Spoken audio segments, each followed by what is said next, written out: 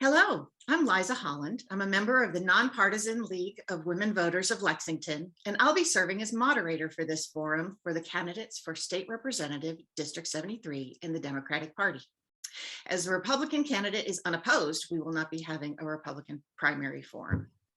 This forum will be available later by going to the League website at LWVLexington.com. We have two candidates for this election. They are Rory Houlihan and Thomas Westin Adams. We are following the League of Women Voters policies and procedures for this forum. In order to give the candidates a fair chance to be heard, we have randomly drawn by random.org for the order of opening remarks and for questions, and a second time for the order of closing remarks. Each candidate will have 60 seconds to introduce themselves and 60 seconds to respond to questions. Questions have been created by sponsors, the League of Women Voters, and have been taken from the public.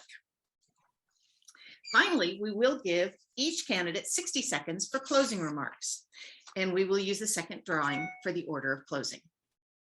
We will begin with opening comments. The candidates will go in order of the first drawing. So Mr. Adams, would love to hear from you, 60 seconds. Hi, everybody. My name is Tommy Adams, and I am a candidate for District 73 State Representative. I'm happy to be here with you, and I appreciate you putting this together. And I hope that we can touch on many of the productive topics that I'm sure we both want to make some improvement on. I have so much to say, and I think that in a forum like this, the challenge is going to be getting to touch on as many things as possible in the time that we have available to us. Anyway, I'll make it brief. I'm a longtime teacher and a lifelong learner, and I'm committed to education and improving the lives of my fellow Kentuckians. I'm going to approach every single issue from that perspective because I'm not going to be able to see outside of it. I had the opportunity to visit the state capitol this last week and tell Ryan Dotson, my opponent in the general, after I win this primary, that I'm coming for him. And that's it. Thank you so much. Mr. Houlihan. I'd like to thank the co-chairs, Mary Hughes and Jennifer Jackson. I'd like to thank you, Miss Liz Hulin and Victoria Myers, for the opportunity to speak to such an important group of people, you gals. My name is Rory Hulin, and I am a Democratic candidate for House 73. I have worked for Lowe's for about 24 years. I have run the kids programs since 2001. For a matter of fact, we will be having a kids program this April 14th from 9 to 12. It is a Clearview seed planter. You can register at DIY kids clinics at Lowe's.com. Now, I have been solving people's home improvement problems for the last 30 years. I'm ready to solve Kentucky's problems. I have the skills, the knowledge, and the talent to do just that. Simple succeeds. I plan on using a simple and focused approach to handle today's crises. Invest to enable, protect to save, and enable to empower. You are why. Why are gals so important? Well, you are the society creators, and there would be no society without you. Your position makes you an apex person in our community. You are the ones that are most affected by the continuous crises caused by conservatives creating a problem, using the problem, and never solving any of the problems. So they can reuse the problems over and over again and create more turmoil for you and I. Thank you so much. And you will actually take the next question first. Oh, so goody. What do you see as the single most important issue facing your district? And what is your plan to address that particular issue? Well, most folks would say it's inflation. Understand inflation is a management technique to lower people's income. The oil companies basically said at the beginning of last year that they were going to reduce production, and they did. That has created a cascade effect on every one of us. Our current legislature did not lower the gas tax for Kentuckians. They kept it up, and they could have given us some relief there. Biden is releasing 1 million gallons a day to try to bring down the cost of gasoline for us. We have to understand that corporations have made a lot of money. Oh, I see 15 seconds. I thought I said stop. Now, what we need to do is probably lower the sales tax, which is inflationary, both internal and external. And thank you very much. Super. Mr. Adams, same question. What do you see as the single most important issue facing your district, and what is your plan to address that issue? Thank you again. I appreciate the question, and here's the best way that I can answer it. I mentioned before that I'm an educator and that I can't see anything outside of that lens. But I'm here to say that I can't view any one problem as one problem, and I am going to bring the vision of complexity not being a vice to the Capitol, is that we have to embrace the complexity of these issues where everything is intertwined. But if I had to pick one, maybe it's poverty, maybe it's education, maybe it's the fact that, oh man, there's so many things I want to talk about. But in 1 minute, I have to tell you that anytime we limit ourselves to pointing at one thing and one thing alone, we're missing the rest of the picture. And we need to elect a person like me who can look at the big picture, see the interconnecting pieces, and try to create policy that addresses those concerns. I think that we don't have people in office right now that are doing that, and we need to make that change. Thank you so much. You will actually take this question first. What should voters know about you that they couldn't get from your website or social media? And what makes you the best candidate for this position? Well, I'm going to try to make this sound like I'm not bragging. I've been running every single day since October of 2018, every single day without stopping. I haven't missed a day. And I think that it's important for us to do hard things every single day. Part of my running journey has brought me up and down the roads of my district, and I intend to run them all before the election. I know my community, I know the people in my community, and part of that comes from my interactions with all sorts of people through activities like my running. We can get into other social services and volunteer efforts that I've had in the past, but the one thing that I want everybody to know is that I have the energy, I have the stamina, I have the stick-to-itiveness, the stubbornness to do this, but also I have the ability to associate with all sorts of people through these activities, all ages, all backgrounds, and I'm running for office and I'm running for Kentucky, and I'm going to keep running every day, whether I win or not. Thank you so much. Mr. Houlihan, same question to you. What should voters know about you that they could not get from your website or social media? And what makes you the best candidate for this position? Well, what they would get from me from working is that I'm a hardworking person, that I spend a lot of times, and I'm very patient with people. I listen to people. And when you listen to people, they tell you what they need and what they don't need. And being listening, if you listen, you can solve problems. If you don't listen, you can't solve a single problem. Today, we have people in office that, quite honestly, are professional politicians, and they solve nothing. Maybe we should put them out to pasture and replace them with somebody who will do the job. Yeah. Democracy depends on it. I'm so used to. Our democracy is based upon people working together. And when we have one group who refuses to work, it's my way or the highway, maybe they should go to the highway. Thank you very much. Thank you very much. You'll actually take this question first. How do you see Kentucky moving forward to address climate change? In 2012, I was invited by both the EPA and the DOE, Department of Energy, to be on their climate change seminars of interagencies. We actually worked on long-range models, weather models. Today's weather now, so fire, flood, and freak, was something that most modelers were not looking at. And I basically introduced basically a snag and pull model that is being used today. The long range outlook is things are going to get worse before they get better. We have water mitigation going on, legislation that is being poison pilled by the Republicans.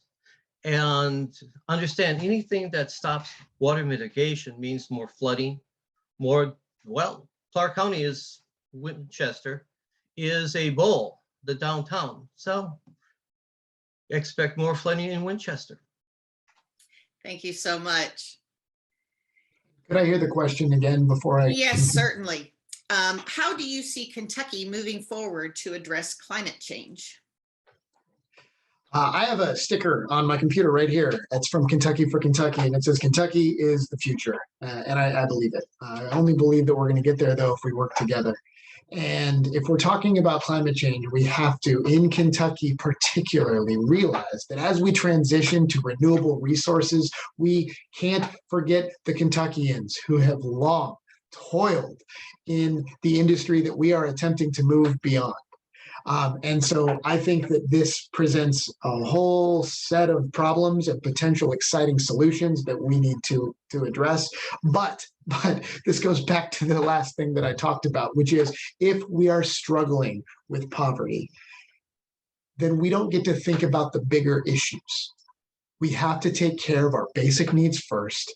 We have to be able to make sure that we are fed and healthy and safe before we can handle these other issues. But guess what? Climate change isn't going away, and we are going to need to address it together, but we have to see it as part of a larger system of problems. Thank you. Thank you so much. Mr. Adams, you'll also take this question. The recent session of the legislature was a little bit of a mixed bag for education. Some good, some not so good, but education is a long-term investment, but it's really vital for the future of our state. Tell us what your priorities are in education funding. Okay. Well, anytime any public school gets funding from the state and receives support, I'm a fan. So when that happens, great. It doesn't matter who pushes that through. But I have to say that the other stuff that we're looking at here is particularly problematic.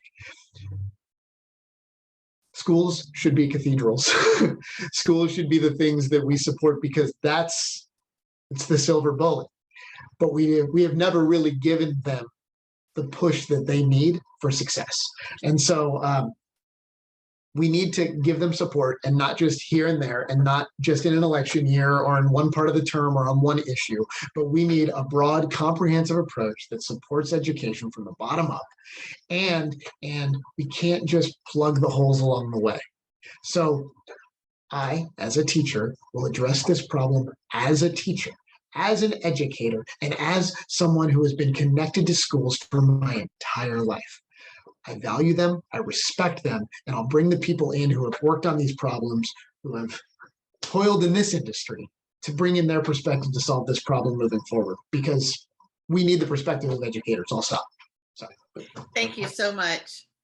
Mr. Houlihan, education being a long-term investment is vital to the future of our state. Tell us what your priorities for education funding are. I was the treasurer for early childhood development for Winchester for a year or so. I actually helped build the playground unit for the ECDC. We ran fundraisers and things like that. So number one, I'm for early childhood development. That is educating our children from the age of 3 on up. I'm also for the 3-semester period. The extra long summer actually hinders poor children who don't have the educational abilities during the summer that the wealthier kids do have. And we see that when we compare our results with Korea. Our next problem is in colleges. Okay, back to invest to enable. We have to invest in all of these groups because understand, colleges produce our leadership. We get our leadership from the people and of the people, not from the elites. I'm going to have you take this question first. So the legislature passed a funding mechanism this session for charter schools. Tell us your opinion of charter schools and how they will affect Kentucky. They will defund the public school system if they are not based upon a large enough group of people, our tax base, okay? Quite honestly. Now, I came from Wisconsin and we had a voucher system in, I believe, the Sheboygan school thing, and that actually worked pretty well. If you're going to do charter schools, you have to make them accountable, and this non-accountability is actually a plum to allow schools not to teach our kids well. Again, our schools to teach is to transform. And what are we transforming our country to? A democracy or to a elite dictatorship? That's the question we need to ask. What is our transformation? What is our goal? My goal is to make us more of a democracy. Thank you so much. Mr. Adams, the legislature passed a funding mechanism this session for charter schools. Tell us your opinion of charter schools and how they will affect Kentucky. Thank you. I spoke more generally in my response to the last question because I didn't know if we were going to be speaking about this, but early childhood development, yes. Rory, I'm with you, is a must. More funding across the board for all types of very specific educational programs we need to address. But the charter school question, here's the deal. Our public schools are scrutinized within an inch of their life according to several dozen, hundreds of metrics, and they are held accountable on any number of these issues by any number of parties. And the same won't be able to be said about the charter schools where the funding is going to be put, right? That same level of accountability does not transfer with the money. And so that's a problem, right? And so charter schools and public schools will not receive the same level of scrutiny, and therefore they will be unable to produce the same level of accountability and results. And I can't stand for it as a public education student, a public education teacher, and parents should have as many opportunities as they can to make decisions in the lives of their children, but the choice should be obvious, and it should be public schools. You'll take this next question first. With the recent pandemic, government was called upon to institute mask mandates and business closures to halt the overwhelm of our healthcare system. The legislature has limited the governor's ability to respond to public health crisis. Do you think the legislature has mechanisms in place to address a future pandemic quickly? So accountability is a big deal, and I studied executive power in graduate school, and so I understand the need for an executive to make quick decisions, and I also understand the need for checks and balances because we don't want it to get out of hand. Those emergency powers often do slide that direction. But we need to foster an environment where accountability can move quickly, where the checks and balances can come from both sides, either side, any direction from the associated parties, without drama. Thank you for not asking us to weigh in on whether or not we should still have a mask mandate. But I will say that the legislature must be able to hold the executive accountable, and it does not matter who is in power, right? That is important. But I will say that they made a bad set of decisions recently by limiting the governor's ability to expand these benefits and extend these benefits to the people who are in need and most adversely affected by the pandemic. And so I think there are some times where it's clearly we need to work out the details here because that's not sustainable, especially for the people in need. Mr. Houlihan, as I mentioned, with the recent pandemic, government was called upon to institute mask mandates and business closures to halt the overwhelm of our healthcare system. The legislature recently has limited the governor's ability to respond to a public health crisis. Do you think the legislature has mechanisms in place to address a future pandemic quickly? The answer is no. They don't have the mechanisms to handle a future pandemic. And two, handcuffing Andy Bashir is not the solution. Again, back to protect to save. Okay, I am literally speaking a essential worker. I go to work every day and face COVID. It ain't over until it's over. Okay. When the pandemic started, I actually was coming off of bird flu. I have a chicken farm and I caught bird flu from the chickens, Zara 1. I know what it feels like not to be able to breathe. It's not fun at all. Now, I've been spared because I've wore a mask. I've wore N95 masks, for matter of fact. It is hard to work all day long in an N95 mask. As far as being able to handle future pandemics, I feel sorry for the kids, because if we don't get hold of a pandemic right away, they're going to not be good. The outcome. Thank you. I agree. You will take this question first. What do you consider to be the greatest challenges to our justice system, and particularly our rate of incarceration, and how would you like to correct it? I'm sorry, Mr. Houlihan, I'm directed to you. Yes. Oh, sorry about that. Incarceration in our system. Understand, we make bad guys rich and we expect to solve a problem. Back to create a problem, use the problem, and never solve the problem. Basically, we have a system that basically makes bad guys rich and it jails folks and never solves the problem, because we still, since 1972, they had a war on drugs and it's failed.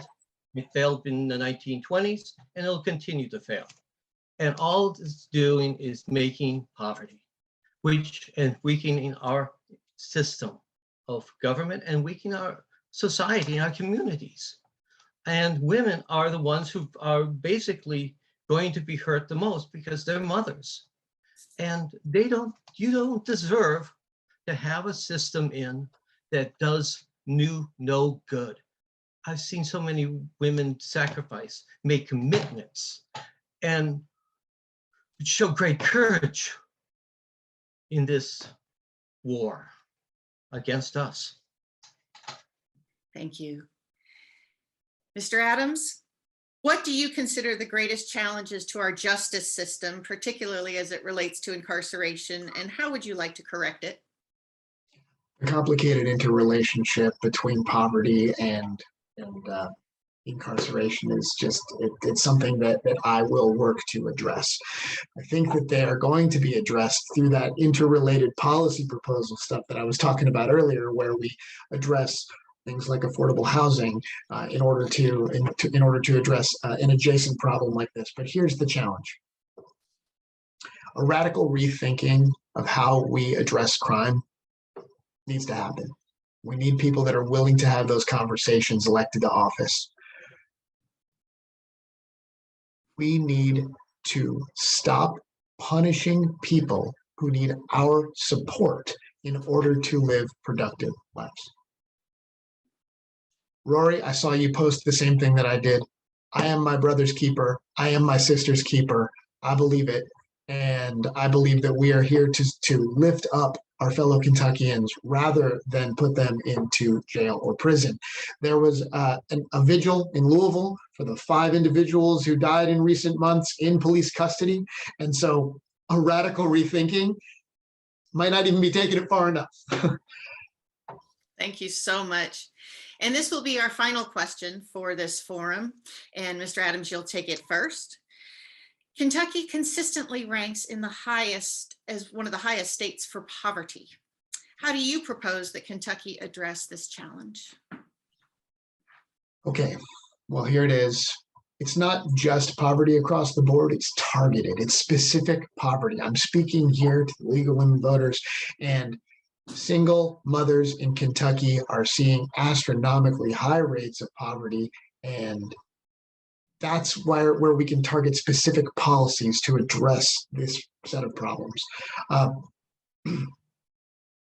We need to, well, let's look at what the legislature has done right now.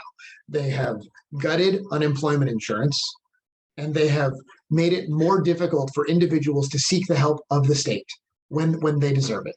And they have made it a more frightening experience to engage with government when government should be a place where people come together. In order for us to address this problem, we need people who think about this problem every single day. I am a person who thinks about this problem every single day, and I won't shy away from the complicated and uncomfortable conversations that surround the issue of poverty. Thank you. Thank you.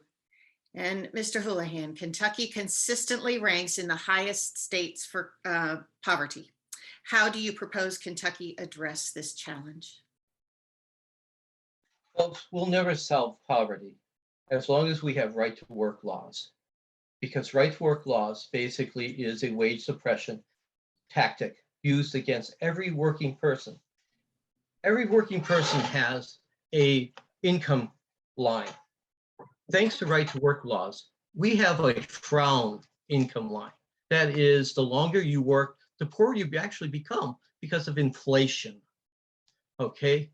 They use inflation to make you poorer and poorer. They use the corporate ladder. Basically, they go after the top guys and they get rid of them and they put in somebody lower who is paid less. That's why unfair wages is unfair, because it promotes job loss, but it also promotes longer periods of poverty.